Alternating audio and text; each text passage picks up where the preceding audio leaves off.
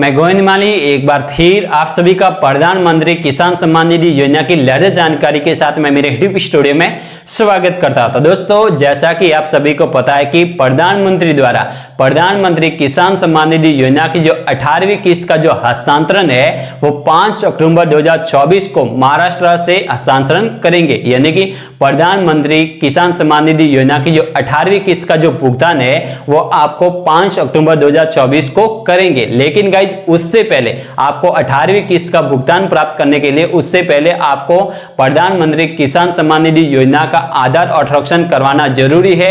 आधार authorisation क्या होता है, वो आप कहां करवा सकते हैं, क्या आप अपने मोबाइल से आधार ऑथोराइजेशन कर सकते हैं, तो उसके संबंध में जो एक जानकारी है वो आज इस वीडियो के माध्यम से मैं आपको बताने जा रहा हूं। तो दोस्तों, जानकारी अच्छी लगे तो इस वीडियो को जरूर लाइक करना, चैनल को सब्सक्राइब करके मुझे थोड़ा सपोर्ट जरूर करना। अब मैं आपको बता दूं कि प्रधानमंत्री द्वारा 18वीं किस्त का जो भुगतान है वो आपको 5 अक्टूबर 2024 को आपके खाते में भेजेंगे। लेकिन गाइज उससे पहले आपको आधार ऑथोराइजेशन करवाना जरूरी है। तो आधार ऑथोराइजेशन क्या होता है, तो दोस्तों जैसे ही आप अपने प्रधानमंत्री किसान सम्मान निधि योजना का जो स्टेटस है यदि आप उसमें चेक करते हैं तो उसमें सबसे पहले जो ऑप्शन है लैंड सीडिंग, यदि उसमें यस बता रहा है तो आपके किसी भी प्रकार की प्रॉब्लम नहीं है। लेकिन गाइज इसमें यदि आपके लैंड सीडिंग नो बता रहा है तो आपको जमाबंदी आधार कार्ड और इसका जो स्टेटस का जो प्रिंट है वो आपको नजदीकी पटवारी को देना जरूरी है। उनके द्वारा लैंड सीडिंग यस करवाई जा सकती है। ठीक है, ये तो हो गया पहला।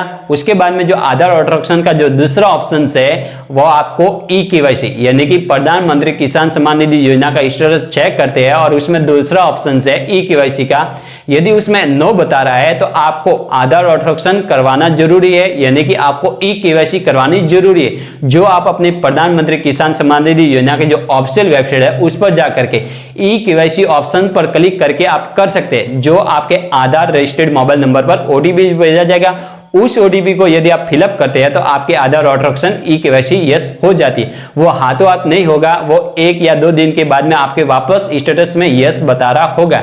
ये तो हो गया दूसरा नंबर। और तीसरा जो ऑप्शन है वो आपके बैंक खाते का जो आधार सीडिंग है वो यस बताना जरूरी है। यानी कि आपके 18वीं किस्त का भुगतान प्राप्त करने के लिए आपके प्रधानमंत्री किसान सम्मान निधि योजना में जो तीनों ऑप्शन है उसमें यस बताना जरूरी है। यदि किसी एक में नो बता रहा है तो उसको समाधान करवाना जरूरी है, उसका सॉल्यूशन करवाना जरूरी है। यदि आप लैंड सीडिंग से प्रॉब्लम है आपके तो आपको पटवारी के पास जाना होगा। यदि आपके ई केवाईसी से रिलेटेड प्रॉब्लम है, नो बता रहा है, तो आपको पीएम किसान सम्मान निधि योजना की जो ऑफिशियल वेबसाइट है उसके माध्यम से ई केवाईसी कर सकते हैं। यदि आपके आधार बैंक सीडिंग नो बता रहा है तो आपको नजदीकी बैंक शाखा में जाना होगा और वहां पर जाने के बाद में आपको आधार कार्ड से बैंक खाता लिंक करवाना जरूरी है। ये सब करवाने के बाद ही इसमें इन तीनों में यस होने के बाद ही आपके 18वीं किस्त का भुगतान आपको प्राप्त होगा। तो दोस्तों, इस वीडियो को ज्यादा से ज्यादा शेयर करके जो प्रधानमंत्री किसान सम्मान निधि योजना का लाभ ले रहे हैं उनको जरूर शेयर करना, ताकि उनको उनका प्रधानमंत्री किसान सम्मान निधि योजना का जो स्टेटस है वो मालूम हो सके। तो दोस्तों, जानकारी अच्छी लगी हो तो इस वीडियो को जरूर लाइक करना, चैनल को सब्सक्राइब करके मुझे थोड़ा सपोर्ट जरूर करना। जय हिंद, जय भारत।